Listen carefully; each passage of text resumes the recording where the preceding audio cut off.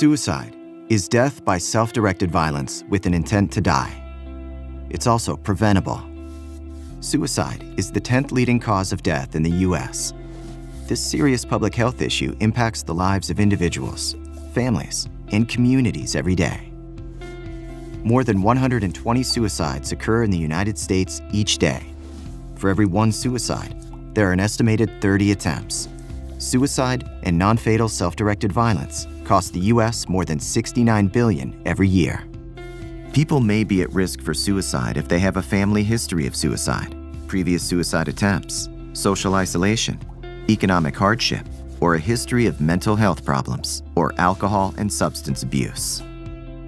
Warning signs include talking about or threatening suicide, or actively looking for means to do so.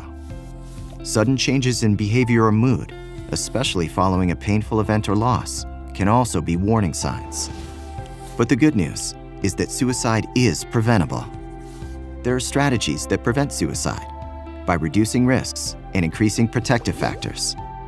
You can help by strengthening access and delivery of suicide care, creating protective environments, promoting connectedness, teaching coping and problem-solving skills, identifying and supporting people at risk, lessening harms and preventing future risk, and by strengthening. Teenage years can be full of excitement, opportunities, and newfound freedoms. Yet they can also be times fraught with worry about exams, relationships, and keeping up with peers and the latest trends. For some, this burden can become so overwhelming they take their own lives. Suicide is never the answer. There's always hope. If you're a school principal, put a plan in place for helping students and teachers to stay mentally healthy. Organise training for staff on what signs to look out for and how to have sensitive and compassionate conversations. Create a safe school environment where students and staff know they can seek help and talk to someone if they need to. A few words can make a world of difference. People go to see doctors and nurses for many different reasons, but sometimes the real reason is far more serious than what they say they're there for.